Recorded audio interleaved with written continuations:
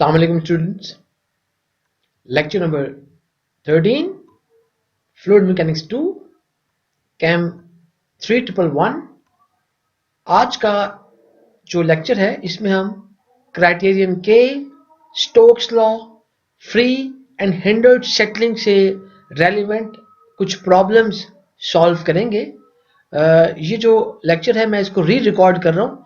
मैं ऑलरेडी आप लोगों को एक हमारे ये क्लास इसकी हो चुकी है, लेकिन क्लास के दौरान जो लाइव सेशन था उसमें इंटरनेट की डिस्टॉर्शन थी काफ़ी ज़्यादा, तो जिस वजह से मैं इसको दोबारा रिकॉर्ड कर रहा हूँ ताकि अगर किसी को ड्यूरिंग द लेक्चर प्रॉब्लम हुई हो, आप उस प्रॉब्लम का आपको जो है अजाला हो सके और आप लोग जो है अपने कॉन्सेप्ट्स सही तरीके से बिल्ड कर सकें।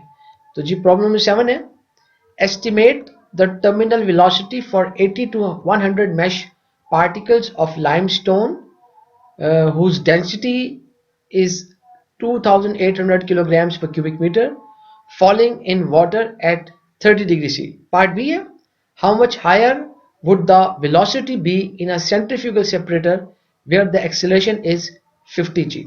तो हम बेसिकली लाइमस्टोन के कुछ सॉलिड पार्टिकल्स हैं और उन सॉलिड पार्टिकल्स को वाटर में सेटल करवा रहे हैं।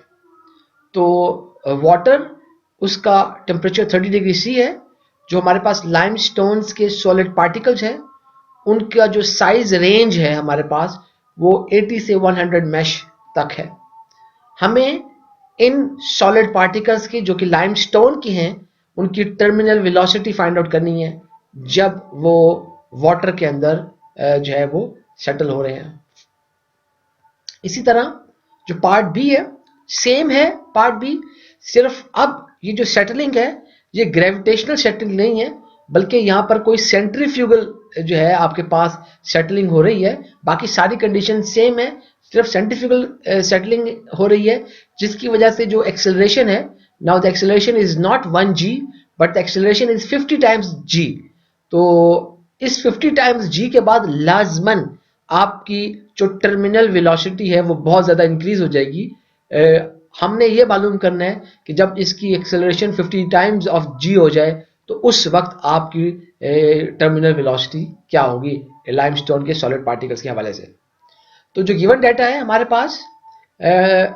पास हमें मालूम है कि ये लाइमस्टोन्स पार्टिकल्स हैं और लाइमस्टोन्स को वाटर में सेटल किया जा रहा है, उसके फॉल कर रहा है। तो वो इसका मतलब ये है कि वो जो लाइमस्टोन के पार्टिकल्स हैं they are being settle down, वो सेटलिंग हो रही है उन पार्टिकल्स की। और जो हमारे पास वाटर है उसका टेम्परेचर जिसके अंदर लाइमस्टोन के पार्टिकल सेटल कर रहे हैं, फॉल कर रहे हैं, उसकी जो टेम्परेचर है वो 30 डिग्री सी है। जो हमारे पास पार्टिकल साइजेस गिवन है, एक रेंज गिवन है हमें मैश के हवाले से 80 to 100 मैश हमारे पास वो पार्टिकल्स वहाँ मौजूद है।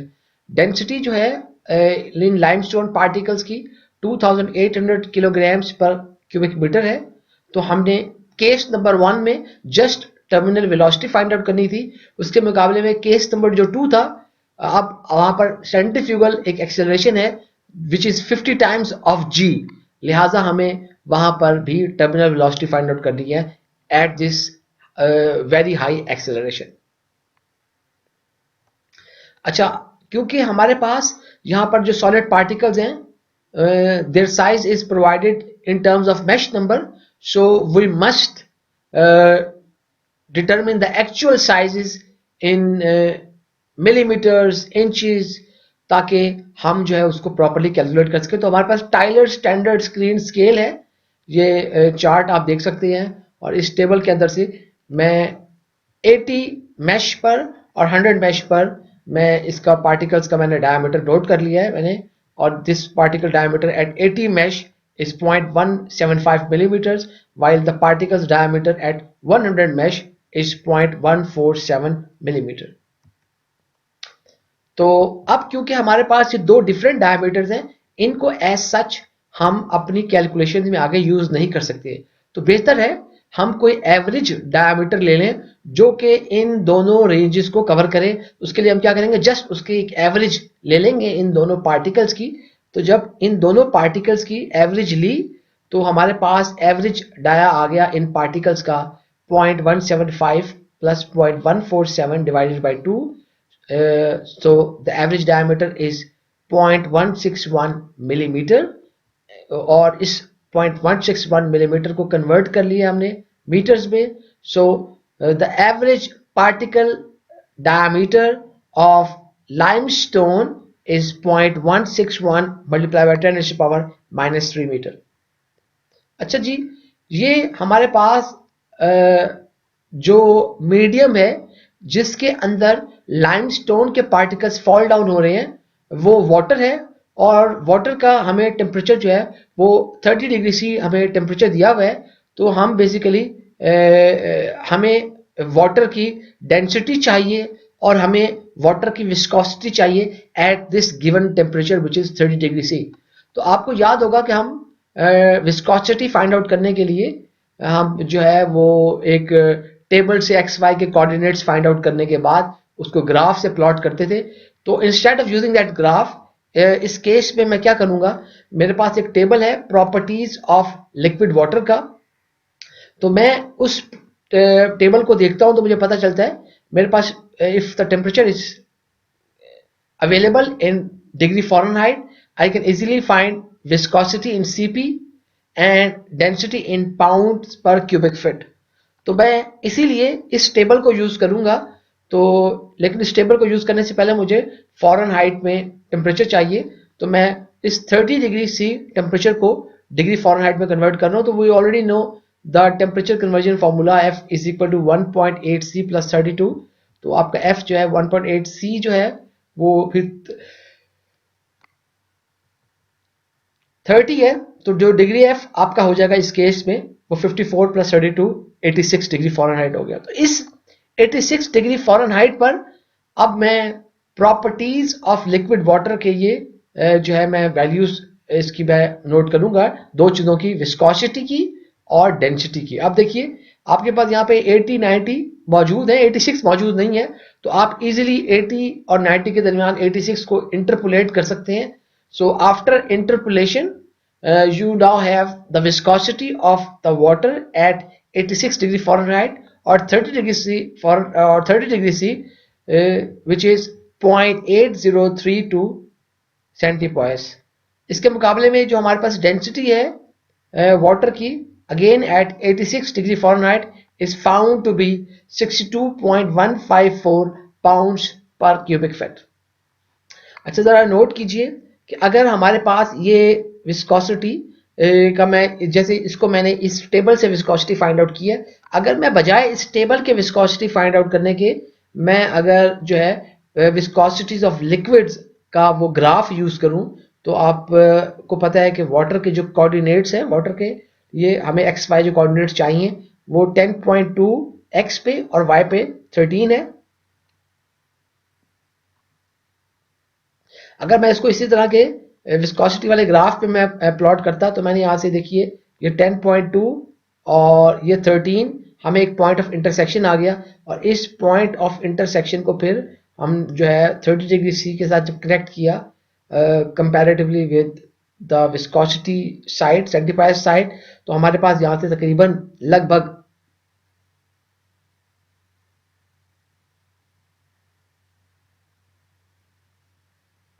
0.85 सेंटीपाइस वैल्यू आ गई है. तो ये थोड़ी सी ज़्यादा आई है क्योंकि ग्राफ में आपके पास जो है वो थोड़ी जो है प्रॉब्लम हो सकती है, कोई मिस्टेक हो सकती है. बहरहाल हमें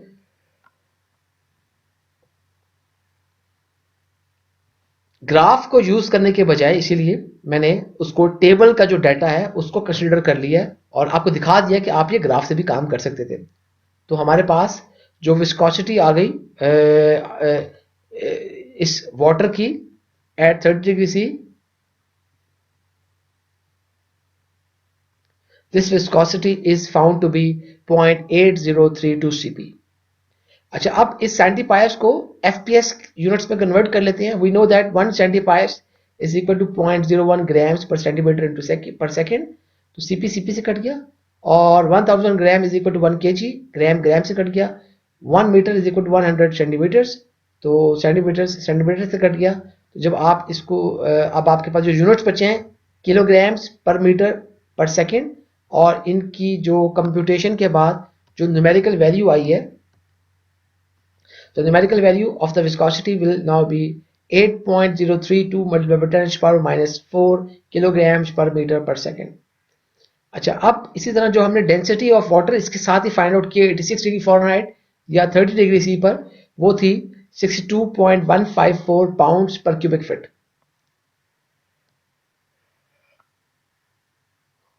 ये हमारे पास जो 62.154 पाउंड पर क्यूबिक फीट आई है, इसको भी कन्वर्ट कर लेते हैं हम ऐसा यूनिट्स में।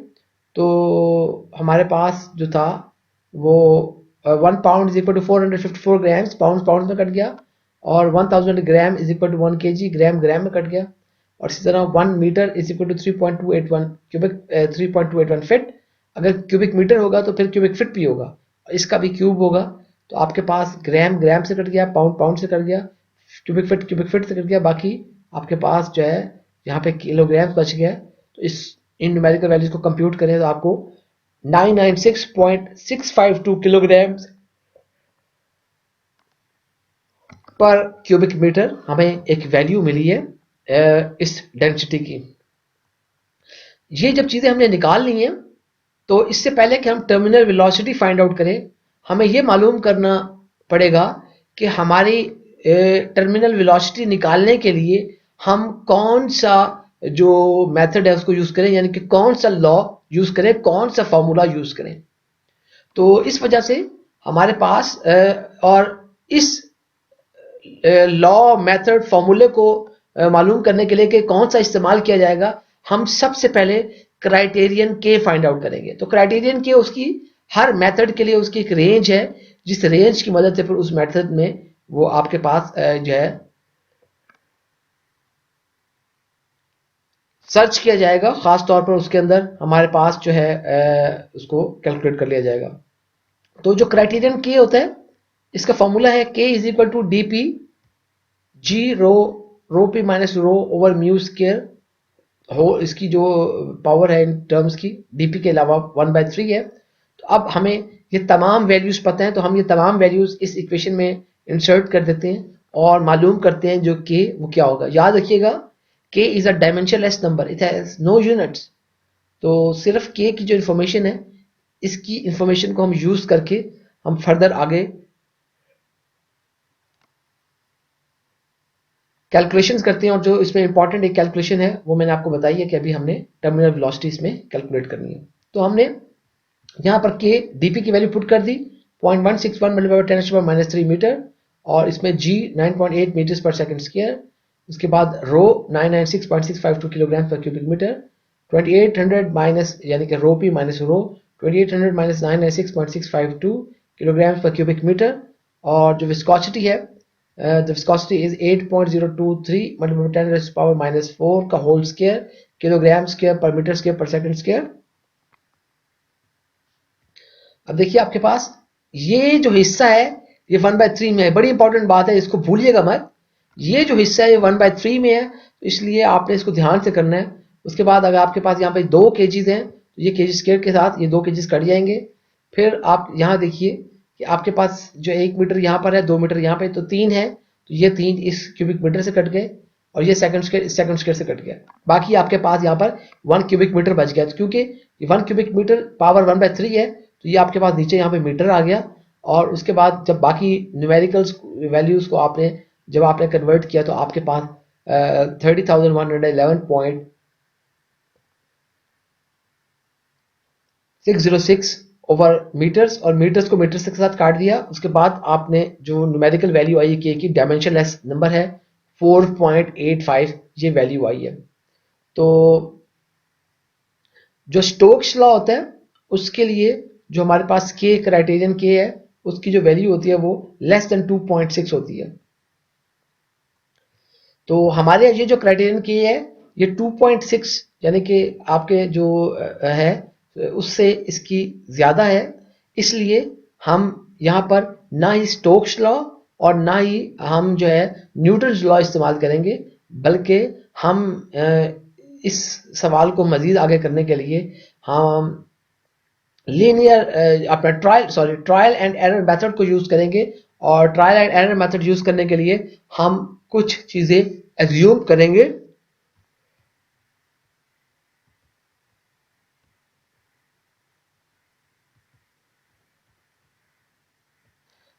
अच्छा, अब ये देखिए कि हमारे पास ये जो क्राइटेरियन के, इसकी जो वैल्यू है हमारे पास, बेसिकली ये क्राइटेरियन के की ये वैल्यू हमारे स्टोक्स लॉ की रेंज से ऊपर है। तो इस वजह से हम जो है इसको स्टोक्स लॉ यहाँ पे यूज नहीं कर सकते। इसके साथ साथ हम यहाँ पे न्यूटन्स लॉ भी यूज नहीं कर सकते, बल्कि ये एक इंटरमीडिएट रेंज है। और यहाँ पर हमें फिर जो है एक trial and error method use करना पड़ेगा।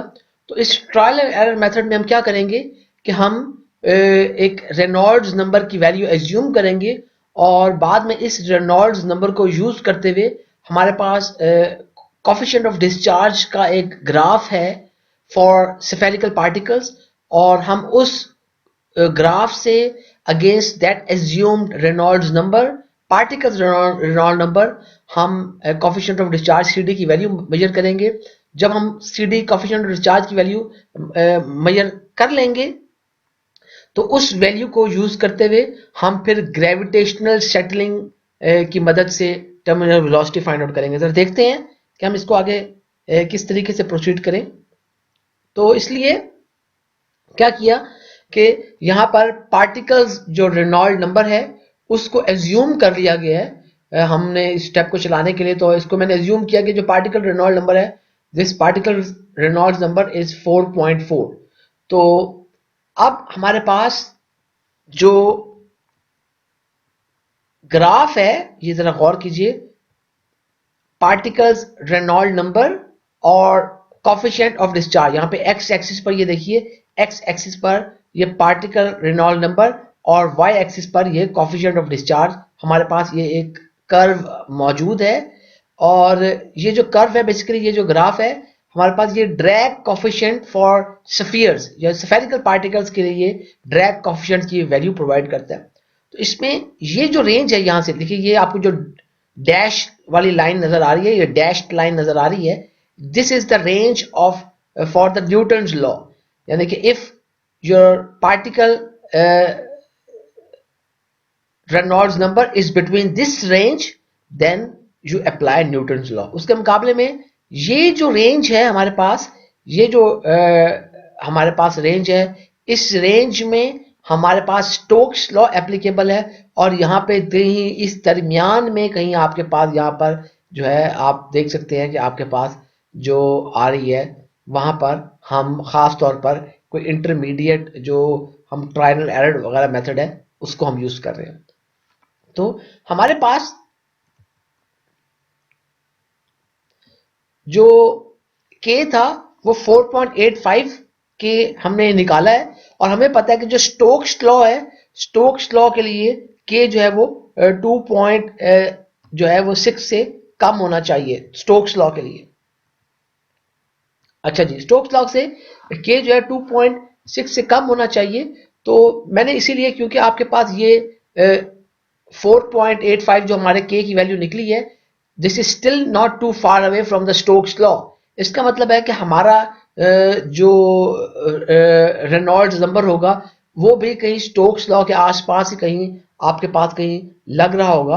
और इसलिए हमने इसको जब किया तो आप इसको देखते हुए कि आप इसकी कोई एज्यूम वैल्यू ले लेंगे। तो मैंने शुरू में ऐसे इसकी एज्यूम वैल्यू 5 ली थी, और बाद में उसको ट्रायल करते करते मैंने 4 तक पहुंच गया। इसलिए आप उसकी अंदाजा लगा सकते हैं, इनिशियल गेस लगा सकते हैं आप कहां से शुरू करें।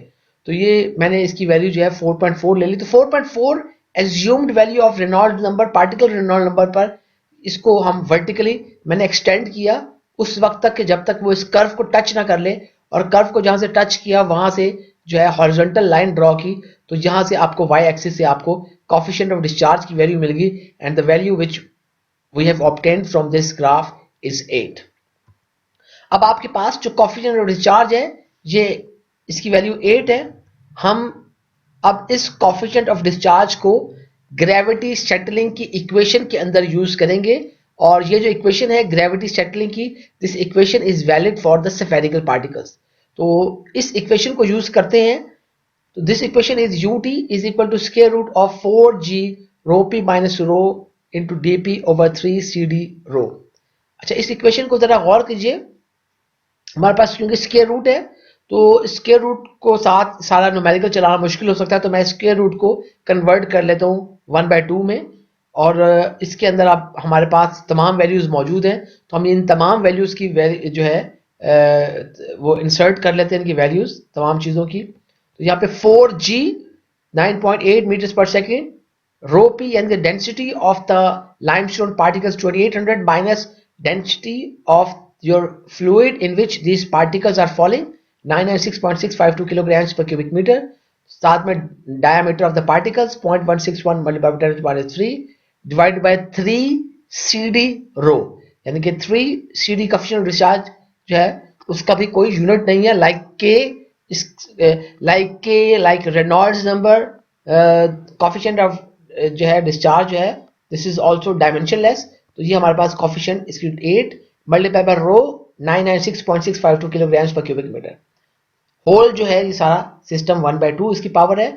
तो अब आपके पास जो है केजी केजी से कट गया, ये क्यूबिक मीटर इस क्यूबिक मीटर से कट गया, तो 1 मीटर यहाँ पर है, 1 मीटर यहाँ पर है, स्केयर यहाँ पर है, तो हमारे पास जो टर्मिनल वेलोसिटी आ गई, इन चीज़ों को जब आपने न्यूमेरिकली आपस में मल्टीप्लाई कर लिया, तो उसको मल्टीप्लाई करने के बाद जो टर्मिनल वेलोसिटी आई, the velocity is now 4.7581 multiplied by 10 to the power minus 4 metre square per second square whole power 1/2।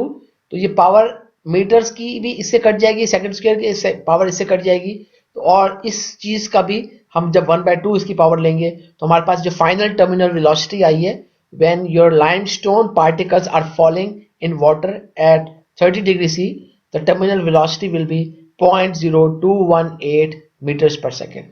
अच्छा, अब यहां तक काम खत्म नहीं हुआ, क्योंकि ये टर्मिनल वेलोसिटी हमने ट्रायल एंड एरर मेथड से फाइंड आउट की है, तो हमें ये चेक करना पड़ेगा कि हमने ये वेलोसिटी फाइंड आउट की है, ये वेलोसिटी सही है या गलत है।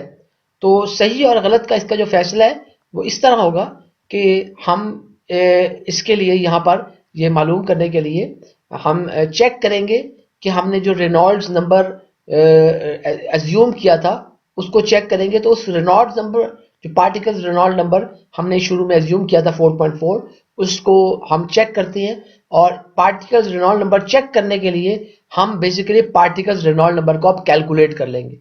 तो पार्टिकल्स रेनॉल्ड नंबर का वही फार्मूला होता है जो रेनॉल्ड्स नंबर का फार्मूला होता है। द रेनॉल्ड्स नंबर फार्मूले में आपके पास क्या होता है कि dia multiply by velocity multiply by density divide by viscosity. तो पार्टिकल्स रेनॉल्ड नंबर में हमारे पास dia of the particle multiply by velocity of the particle, तो वेलोसिटी ऑफ द पार्टिकल कौन सी है, because the particles are falling in the fluid, तो जो टर्मिनल वेलोसिटी होगी वही वेलोसिटी होगी, density of the fluid in which this particles are falling, और विस्कोसिटी ऑफ दैट फ्लूइड। ये हमारे पास वैल्यूज सारी अवेलेबल है। तो जब हमने वैल्यूज इंसर्ट की हैं, तो Reynolds number you already know कि एक डायमेंशनलेस नंबर है, तो हम इस नंबर को हासिल कर लेंगे 0.161 multiply by 10 to power -3 metres DP, और ये टर्मिनल वेलोसिटी की हमने जो वैल्यू हमें भी कैलकुलेट की है वो 0.0218 metres per second, density 996.652 kilogram per cubic metre, viscosity 8.032 multiply by 10 to power -4 kg per metre per second. तो आपका केजी केजी से कट गया, 1 2 3 मीटर क्यूबिक मीटर से कट गए, सेकेंड सेकेंड से कट गए, तो particle Reynold number is found to be 4.355। तो ये जो पार्टिकल रेनॉल्ड नंबर हमने निकाला है, this is almost same as 4.4 which was guessed. इसका मतलब ये है कि हमारा एजम्पशन करेक्ट है, और हमारे इस केस में जो टर्मिनल वेलोसिटी की वैल्यू है when the limestone particles are falling in the water at 30 degree C, the velocity will be 0.0218 meters per second. So this was part A of question number 7, in which we have calculated the terminal velocity when the limestone's particles are falling in water at 30 degree C. जो part 2 है, part 2 में हमारा part B जो है इस problem का, उसमें हमारे पास से फर्क ये है, बाकी तमाम कंडीशंस वही हैं, फर्क ये है कि अब आपके पास कोई, क्योंकि सेंट्रीफ्यूगल सेपरेटर से ये पार्टिकल्स गुजर के आए हैं, और सेंट्रीफ्यूगल पार्टिकल्स से जब ये पार्टिकल्स गुजरे हैं तो इनकी जो वेलोसिटी है, सॉरी एक्सेलरेशन जो है वो बहुत ज़्यादा जो है वो बढ़ गई है। तो एक्सेलरेशन बढ़ जाने की वजह से इसकी कितनी बड़ी है, उनकी acceleration instead of G, now the acceleration is 50 times of G. तो आप जो है मालूम करेंगे, क्योंकि अब जब इसकी एक्सेलरेशन इतनी ज़्यादा बढ़ गई है, 50 टाइम्स ऑफ जी है, then it's terminal velocity will also be much higher. So we have to calculate how much higher will that terminal velocity of the particles when they are in a gravity, when because of the centrifugal separator they have much higher accelerations. तो आप लोगों को पता है कि हमें terminal velocity find out करने के लिए सबसे पहले आपको लॉ फाइंड आउट करना है कि वो कौन सा लॉ होगा जिस लॉ में वो हमारे पास हम उसको मदद से निकाल सकते हैं। तो लॉ को फाइंड आउट करने के लिए हमें क्राइटेरियन के डिटरमिन करना पड़ेगा। तो क्राइटेरियन के हमें डायमेंशनलेस न्यूमेरिकल नंबर दे देता, जिस नंबर की वजह से हम ये मालूम कर सकते हैं कि आपके पास ये जो पार्टिकल्स हैं, आपके पास ये पार्टिकल्स जो हम टर्मिनल वेलोसिटी फाइंड आउट करने चाह रहे हैं वो किस लॉ के मुताबिक हम करेंगे। तो हमारे पास इस केस में जो एक्सेलरेशन है 50 टाइम्स ऑफ जी है, बाकी सब कुछ सेम है। तो हमने जो क्राइटेरियन के लिए पहले सबसे पहले हमने फॉर्मूला लिख लिया, K is equal to D P G rho P minus rho over mu square 1/3, और तमाम वैल्यूज इंसर्ट कर दी, और तमाम वैल्यूज इंसर्ट करने के बाद डीपी की वैल्यू यहाँ पर है 0.161 multiply by 10 to the power -3 metres.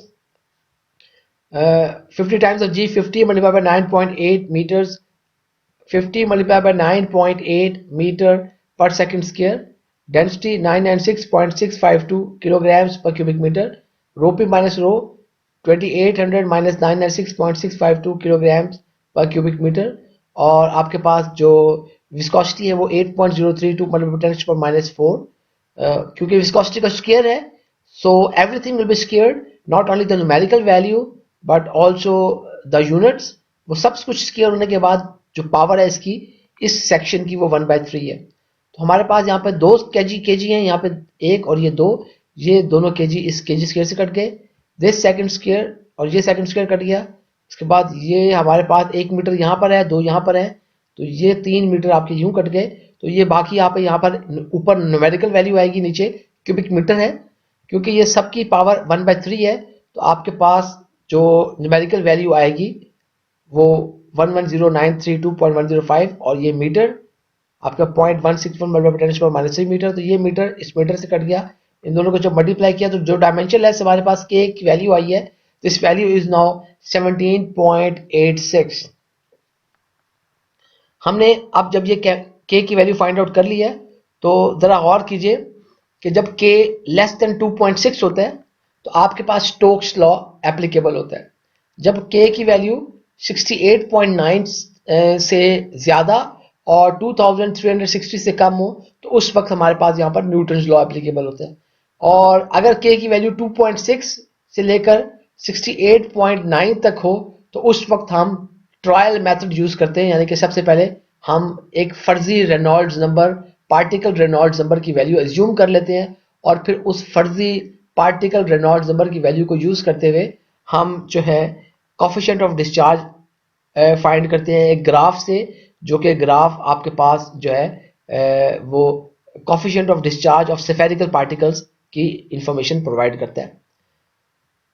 तो उसके बाद जब आपके पास सी डी फाइंड आउट कर लेंगे तो फिर आप जो है उसको उसमें से फिर वेलोसिटी जो है टर्मिनल वेलोसिटी है उसको फाइंड आउट कर सकते हैं। ये जो के है हमारे पास clearly this K is in this range, this K is clearly in this range which is 2.6 less than K less than 68.9।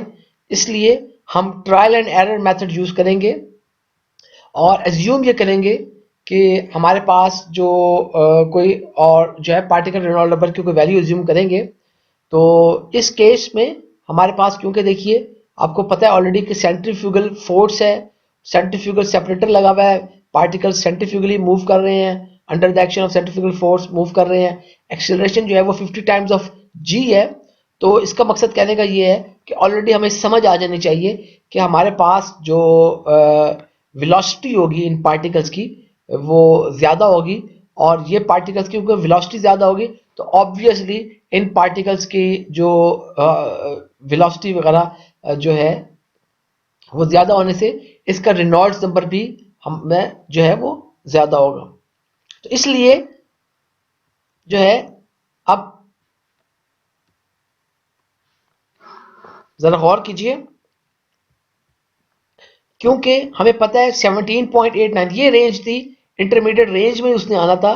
तो आप कहीं दरमियान में से कहीं से स्टार्ट कर सकते हैं कोई इनिशियल वैल्यू लेकर। जैसे मैंने इसको 50 पे मैंने इसको एज्यूम करके 50 से करना शुरू किया, और फिर मैं उसके बाद यहाँ 80 तक 50 60 70 80 तक पहुंचा। तो आप इसको गैस कर सकते हैं कि आपकी वैल्यू कहीं से कहाँ से स्टार्ट होनी चाहिए। तो initial gas off 50 could be very good, because कि आपके पास ये इंटरमीडिएट जो एरिया है इसके अंदर इसको यूज कर रहे हैं। तो आपके पास जो रेनॉल्ड नंबर 80 मैंने अज्यूम किया, उस 80 को वर्टिकली जब एक्सटेंड किया इस कर्व पे जब टकराया, उसके बाद हमें पॉइंट मिला। तो बेसिकली उस पॉइंट से हम हॉरिजॉन्टली मूव किए, तो हमारे पास जो वैल्यू आई वो सीडी की, देखिए this is 1, this is 2, this is 3। तो इसके और इसके दरमियान गैप है, तो आपने इसकी सीडी की वैल्यू 1.2 नोट कर ली। अच्छा जी, अब सी डी की वैल्यू हमने 1.2 नोट कर ली है। तो क्योंकि ऑलरेडी हमें मालूम है कि हमारे पास जो इंटरमीडिएट रेंज थी, और इंटरमीडिएट रेंज होने की वजह से हमारे पास जो टर्मिनल वेलोसिटी है उसको इस तरह इस इक्वेशन से हम फाइंड आउट करेंगे, जो कि खास तौर पर स्फेरिकल पार्टिकल्स के लिए है। This equation is now U T is equal to 4g rho P minus rho D P over 3 C D rho. और इसके अंदर उसी तरह स्क्वायर रूट की जगह पर हम 1/2 इसको कर देंगे। सिर्फ याद ये रखना है कि इसमें दो चीजें डिफरेंट है, अब नहीं। जी जो है वो 50 टाइम्स ऑफ जी है, और कोफिशिएंट ऑफ डिस्चार्ज 80 है।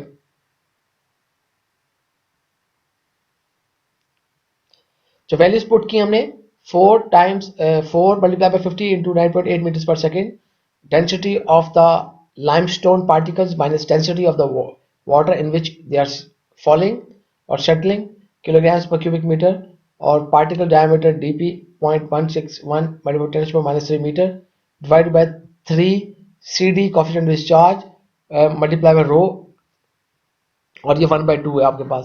तो ये केजी हमारे पास इस केजी से कट गया, ये क्यूबिक मीटर हमारे पास क्यूबिक मीटर से कट गया, और उसके बाद आपके पास यहाँ मीटर स्क्वायर है और यहाँ पे सेकंड स्क्वायर है, होल पावर 1/2 है। तो आप टर्मिनल वेलोसिटी जो फाइंड आउट करेंगे वो आपके पास 0.1586 metre square per second square है, 1/2 है। तो ये इसी तरह हम इसको यूनिट्स को काटते हुए जब आपके पास टर्मिनल वेलोसिटी आएगी पॉइंट जो है वो इस न्यूमेरिकल वैल्यू की, जब हम 1/2 पावर ले लेते हैं तो आपके पास terminal velocity 0.398 metres per second आ जाएगी।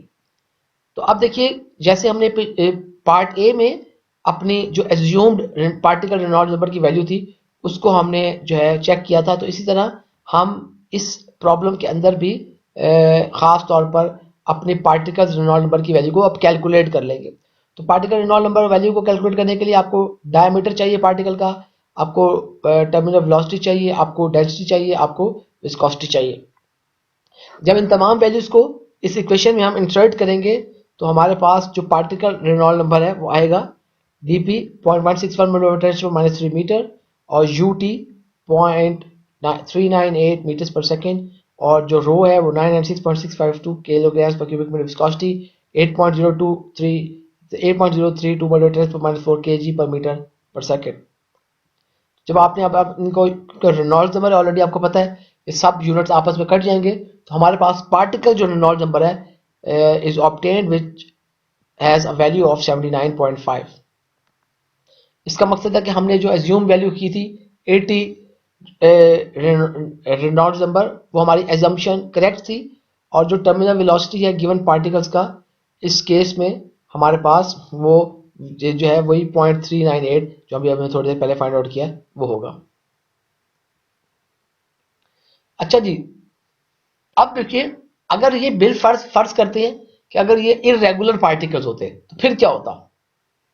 इरेगुलर जो पार्टिकल्स होते तो आपके पास जो कोफिशिएंट ऑफ डिस्चार्ज होता है इरेगुलर पार्टिकल्स का वो 20 टाइम्स जो है, सॉरी वो 20% वो बेसिकली ज्यादा होता है as compared to the one for spheres. तो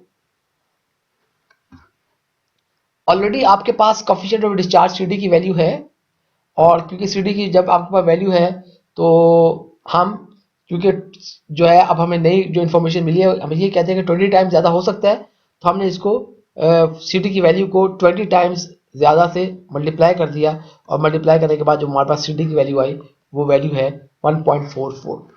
तो ज़रा ये 20% मोर का कॉन्सेप्ट ज़रा देख लीजिए, क्योंकि जब आपने किसी चीज़ को, अगर मैं आपको कहता हूँ कि भाई 50% जो है आपके 100 रुपये का 50% क्या होगा, तो आपको जो है सबसे पहले आप 50% को फ्रैक्शन में कन्वर्ट करेंगे, तो 50%, when if you want to do convert it in fraction, then 50% will be 0.5, or when you multiply this 0.5 with 100 rupees, so जो है you will get 50। तो इसी तरह हम इसके अंदर भी यही चीज़ को इस्तेमाल करें, क्योंकि आपके पास 20% मोर है, तो 20% मोर है तो आपके पास जो चीज़ मल्टीप्लाई होनी चाहिए वो 100, when two things are same, this is 100%, 20 times more है तो 120% हो गया, और 120% के लिए आप इसको 1.2 के साथ मल्टीप्लाई कर देंगे तो आपका जवाब 1.44 CD का जवाब होगा। इस CD की वैल्यू को यूज़ करने के लिए हम दोबारा से अपनी इक्वेशन में उसको लगाते हैं, वही तो 4 इंटू 50 फ़र्क आया है, और यहाँ पर आपके पास यहाँ पे 4 और यहाँ पर 1.44, जब इसको आपने किया तो आपके पास यूटी की value, terminal velocity value 0.132 metre square per second square 1/2, तो ये इसकी पावर के साथ ये मीटर पर सेकंड कट जाएगा, इसका भी 1/2 ले लेंगे, जो टर्मिनल वेलोसिटी की वैल्यू आएगी, this value will be 0.364 metres per second. अच्छा, अब ये बात समझ में भी आती है कि ये जो हमारे पास जो पार्टिकल्स हमने निकाले हैं यूटी, ये इरेगुलर पार्टिकल्स के हिसाब से निकली है, तो जो रेगुलर्स की निकली थी वो 0.398 थी, तो जो रेगुलर शेप होती है उसके ऊपर ड्रैग फोर्स वगैरह कम लग रही होती हैं, तो जिसकी वजह से हमारे पास रेगुलर शेप पार्टिकल्स की जो टर्मिनल वेलोसिटी होगी वो आप उसकी वो ज़्यादा होगी as compare to the ones which have irregular surface या इरेगुलर शेप।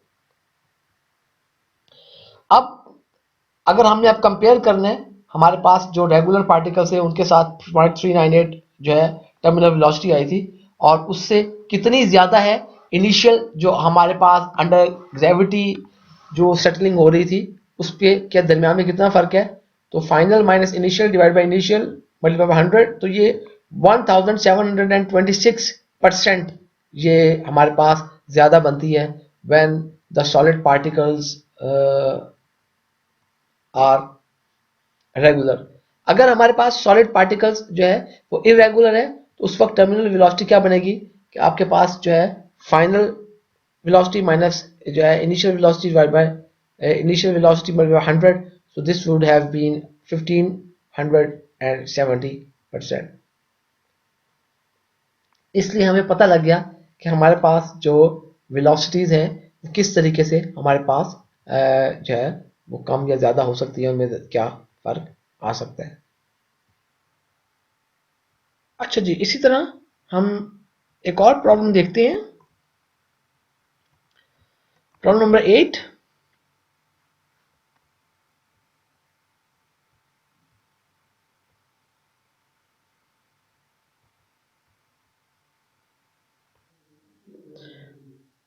जी स्टूडेंट्स, प्रॉब्लम नंबर 8 देख रहे हैं हम जी। Sphalerite is a zinc sulfide mineral containing zinc, iron and sulfur. It is the most commonly found zinc mineral and the world's most important ore of zinc. Particles of sphalerite, specific gravity 4, are settling under the force of gravity in carbon tetrachloride at 20 degrees C, specific gravity 1.594. The diameter of sphalerite particles is 0.004 in inches. The volume fraction of sphalerite in carbon tetrachloride is 0.20. What is the settling velocity of sphalerite? A freeze settling, B hindered settling। अच्छा जी, हमारे पास जो स्फेलेराइट है एक zinc based mineral ओर है, ये इसके अंदर से दुनिया की ये सबसे बड़ी जो जिंक की सोर्स है, ये स्फेलराइट की ये मिनरल ओर है। इस स्फेलराइट के अंदर हमारे पास एक mixture of different elements like zinc, iron and sulphur ये मौजूद होते हैं। तो हमारे पास कुछ सॉलिड पार्टिकल्स हैं स्फेलराइट के, जिनकी स्पेसिफिक ग्रेविटी 4 है। और ये जो स्फेलराइट पार्टिकल्स हैं, ये under the force of gravity एक कार्बन टेट्राक्लोराइड लिक्विड जो कि 20 डिग्री सी पर है, उसके अंदर सेटल डाउन हो रहे हैं। जो कार्बन टेट्राक्लोराइड है उसकी स्पेसिफिक ग्रेविटी 1.594 है। अच्छा, जो डायमीटर है इन स्फेलराइट पार्टिकल्स का वो 0.004 इंचेस है। और इन स्फेलराइट पार्टिकल्स की जो वॉल्यूम फ्रैक्शन है इन CCl4 इट इज 0.20। हमने सेटलिंग वेलोसिटी यानी कि टर्मिनल वेलोसिटी मालूम करनी है स्फेलराइड की दो केसेस में, फ्री सेटलिंग और नंबर बी जो आपके पास है हिंडर्ड सेटलिंग है। तो डाटा हमारे पास ये है कि जी ग्रेविटेशनल सेटलिंग है स्फेलराइड पार्टिकल्स की CCl4 में। जो पार्टिकल्स डायमीटर है गिवन है 0.004 इंचेस। स्पेसिफिक ग्रेविटी हमारे जो सॉलिड पार्टिकल्स मिनरल और है स्फेलराइट की उसके 4 है। स्पेसिफिक ग्रेविटी ऑफ CCl4 1.594 है। जो टेम्परेचर है कार्बन टेट्राक्लोराइड का वो 20 डिग्री सी है। जिस वक्त आपकी फ्री सेटलिंग थी तो उस वक्त हमारे पास जो टर्मिनल वेलोसिटी है CCl4 की वो UT से हम रिप्रेजेंट कर रहे हैं। जो हिंडर्ड सेटलिंग वेलोसिटी होगी स्फेलराइड की वो US से शो कर रहे हैं। दोनों मेजर करने हैं जब आपके पास वॉल्यूम फ्रैक्शन स्फेलराइड का 0.20 होगा। अच्छा, हमें मालूम है कि जो किसी भी सब्सटेंस की जो स्पेसिफिक ग्रेविटी होती है बेसिकली वो density of the substance divided by density of the water at 20 degree C. तो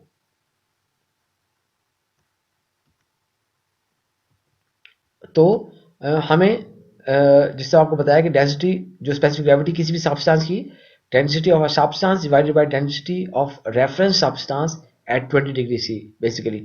तो सॉलिड और लिक्विड के केस में हमारे पास जो रेफरेंस सब्सटेंस है वो वाटर है, जबकि उसके मुकाबले में आपके पास गैसेस के केस में ये रेफरेंस सब्सटेंस जो है वो एयर है।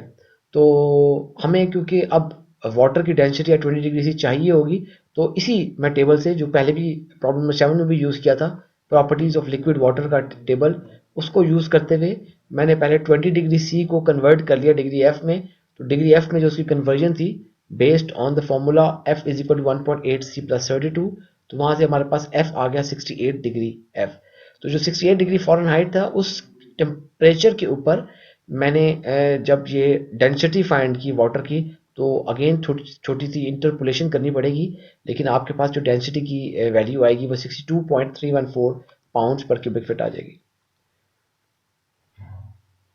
अच्छा, अब आपके पास जब ये डेंसिटी आ गई है तो हमने जो अभी फॉर्मूला यूज़ किया है कि specific gravity of sphalerite is equal to density of sphalerite over density of water.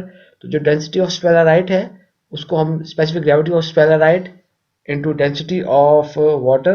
तो हमने जो density of particles rho p यानी कि जो सॉलिड पार्टिकल्स हैं स्फेलराइट मिनरल के, उसकी डेंसिटी हमने फाइंड आउट कर लिया 249.256 पाउंड पर क्यूबिक फीट। सिर्फ हमने क्या किया है स्पेसिफिक ग्रेविटी को वाटर की density at the same temperature यानी कि रेफरेंस जो आपका था वो 20 डिग्री सी पर उससे मल्टीप्लाई करके, तो सॉरी ये रेफरेंस होगा सेम नहीं होगा।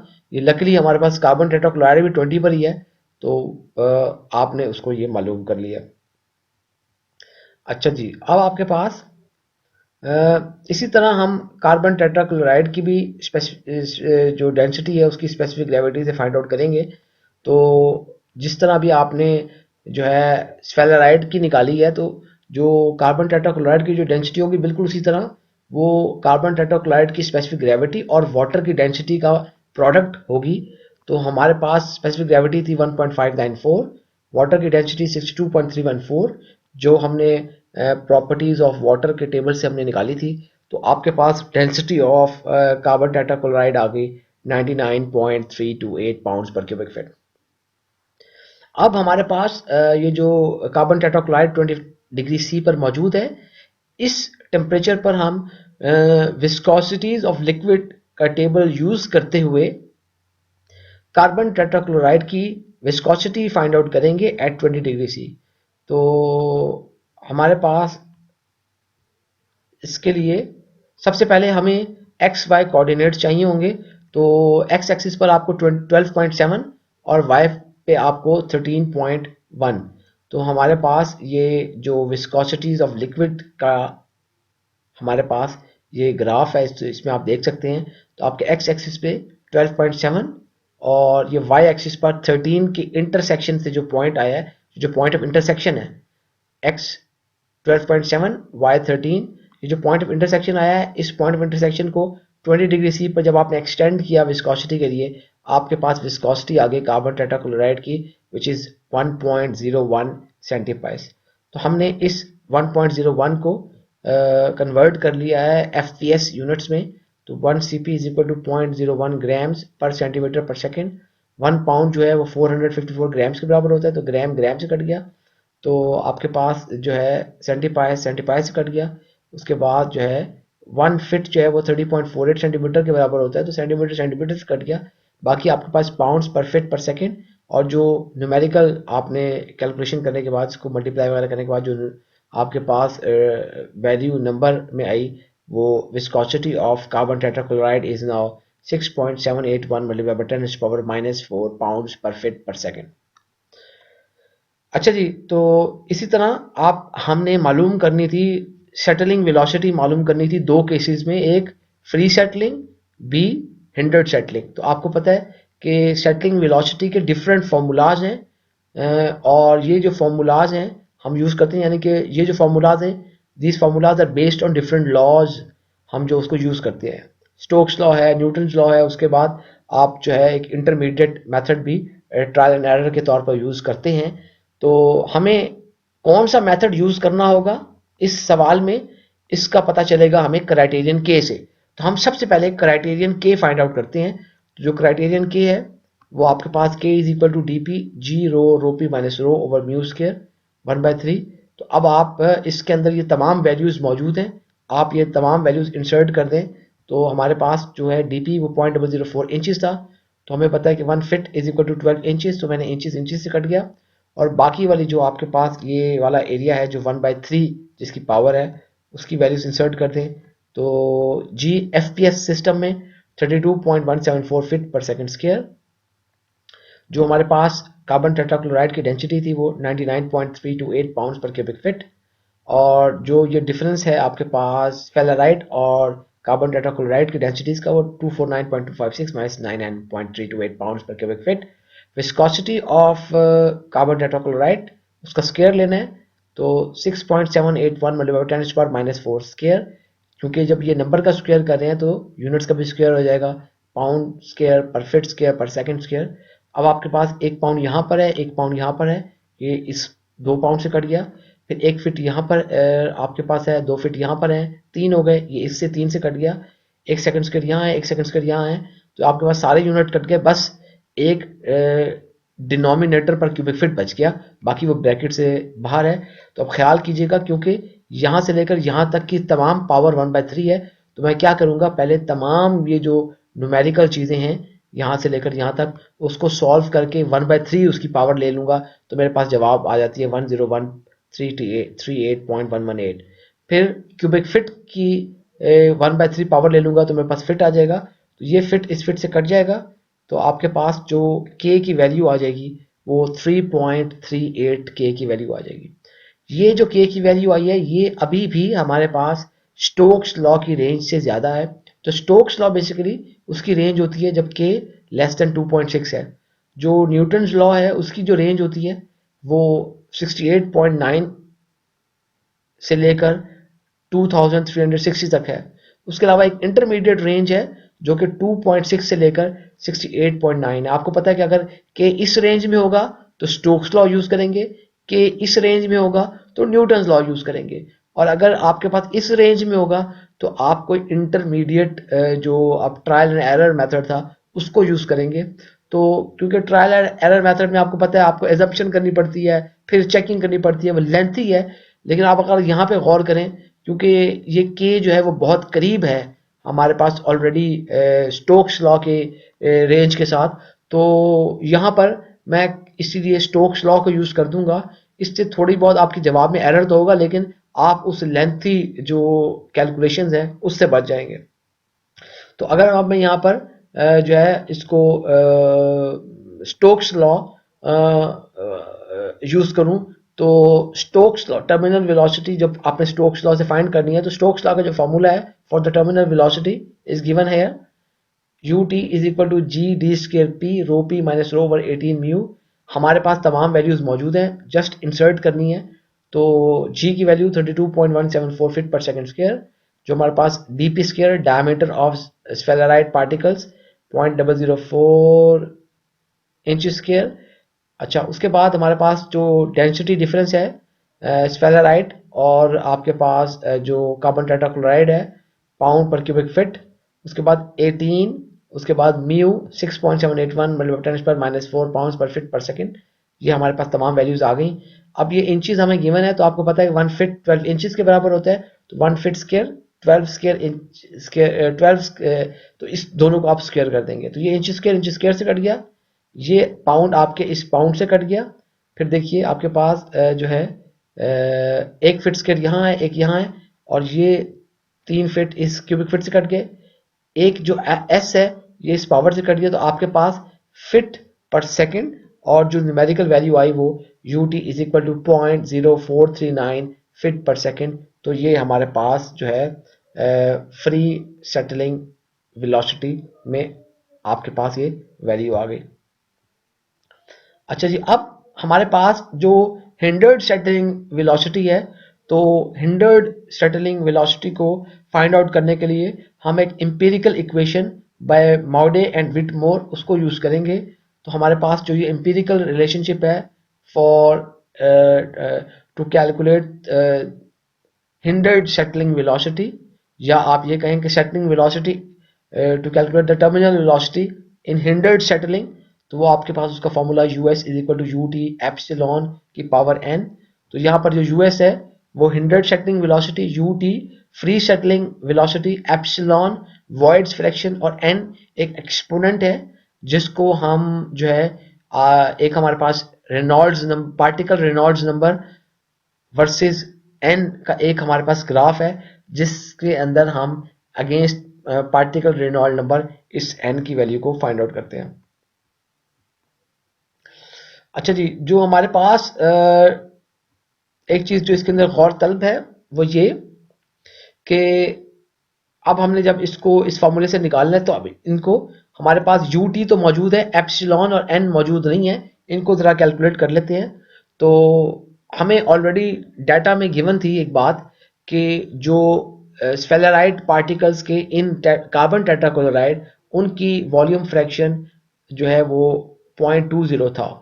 तो आपको पता है कि जो वॉइड फ्रैक्शन होती है, आपके पास टोटल मास जैसे मास फ्रैक्शन है 1 है, तो अगर आपके पास वॉल्यूम फ्रैक्शन 0.2 है तो वॉइड फ्रैक्शन क्या होगी, वो 1 माइनस 0.2 हो जाएगी। इसी तरह अगर आपके पास लेट से वॉइड फ्रैक्शन जो है अगर आपके पास 0.8 है, तो आप उसमें से जो है वॉल्यूम फ्रैक्शन निकाल सकते हैं 1 माइनस जो है एप्सिलॉन करके। तो हमारे पास यहाँ पे वॉल्यूम फ्रैक्शन गिवन थी 0.2, तो हमने एप्सिलॉन निकाल दी which is 1 minus this volume fraction, तो हमारे पास वो एप्सिलॉन आ गया 0.80। ये हमारे पास वॉइड फ्रैक्शन है। इसी तरह हमने अब एक्सपोनेंट एन फाइंड आउट करना है। तो एक्सपोनेंट एन बेसिकली उसको हम जो है वो ग्राफ से, जैसे मैंने आपको बताया कि हमारे पास एक ये ग्राफ है जिसमें आपके पास एक्स एक्सिस पे रेनॉल्ड्स नंबर और वाई एक्सिस पे एन एक्सपोनेंट है।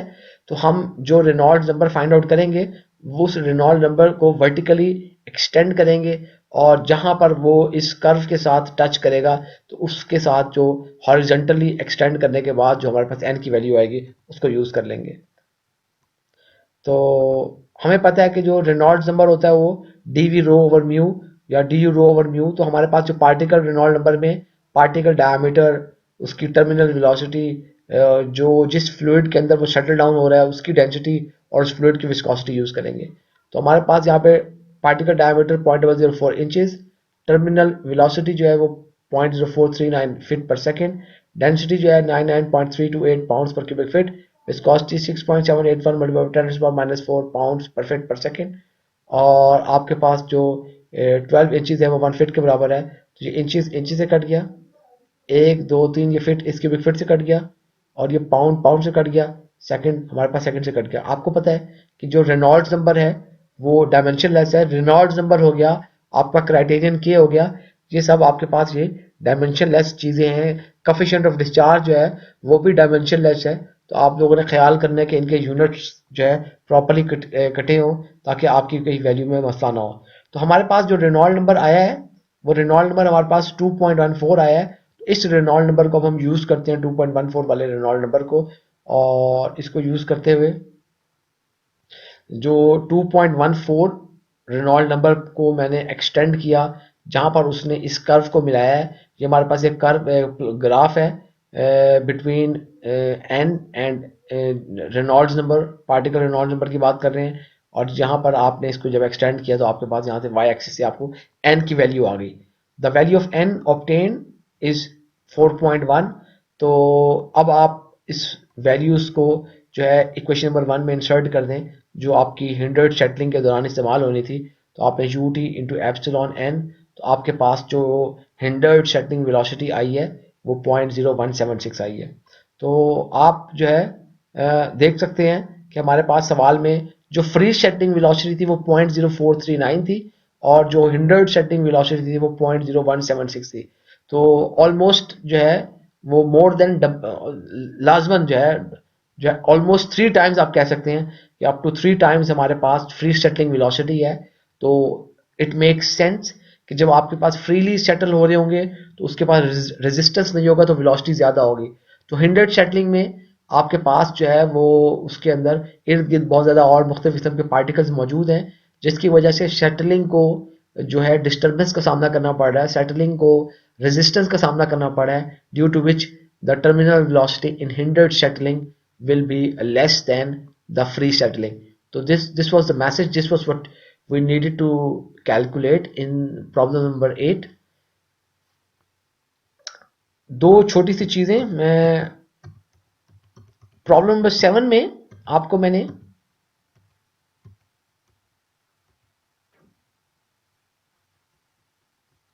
ये हम लोगों ने ग्राफ देखा था, जो कि basically drag coefficient for spheres के लिए मैंने एक ग्राफ आपको दिखाया है। तो इस ग्राफ को हमने यूज़ किया है। तो इस ग्राफ में आप देख सकते हैं कि हमने यहाँ पर ये न्यूटन्स लॉ की रेंज थी, ये स्टोक्स लॉ की रेंज थी, और ये दरमियान में कोई आपके पास इंटरमीडिएट एरिया था।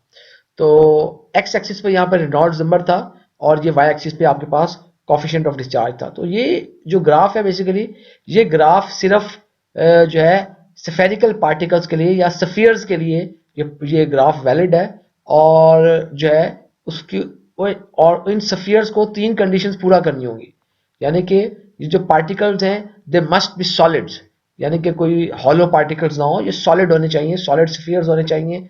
जो पार्टिकल्स हैं इनको दूसरे पार्टिकल से दूर होना चाहिए। ये जो आपके पार्टिकल्स हैं, ये जो पार्टिकल सेटल डाउन करें तो ये उस वेसल की वॉल के साथ टच ना करें, यानी कि ऐसा ना हो कि पार्टिकल को बिल्कुल दरमियान में without touching the wall of the vessel इनको सेटल डाउन होना चाहिए, ताकि जो आपका फ्लो पैटर्न होगा अराउंड द पार्टिकल्स वो डिस्टर्ब ना हो सके। उसके अलावा जो ये पार्टिकल्स हैं इनको they must move at the terminal velocity. अगर वो मोर देन टर्मिनल वेलोसिटी जो है यानी कि फ्लूइड के अगेंस्ट जो उसकी टर्मिनल वेलोसिटी होनी चाहिए उसी के मुताबिक ये इसकी मूवमेंट होनी चाहिए उसी। अगर लेकिन अगर उससे मूवमेंट कम है, ज़्यादा है, ड्यू टू एनी रीजंस, तो ये ग्राफ इतना वैलिड नहीं रहेगा और आप इसको यूज़ नहीं कर सकेंगे।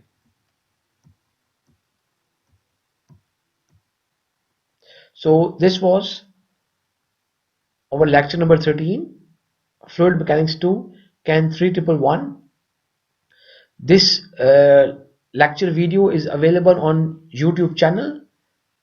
The detailed solution which we have just solved are also available on your LMS and ocw.kfueit.edu.pk.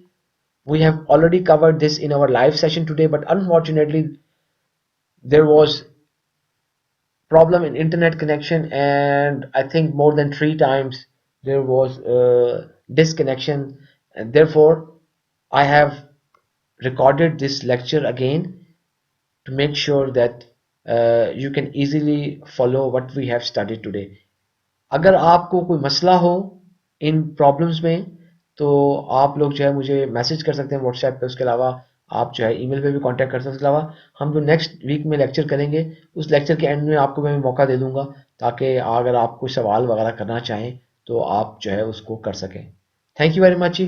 अल्लाह हाफिज़।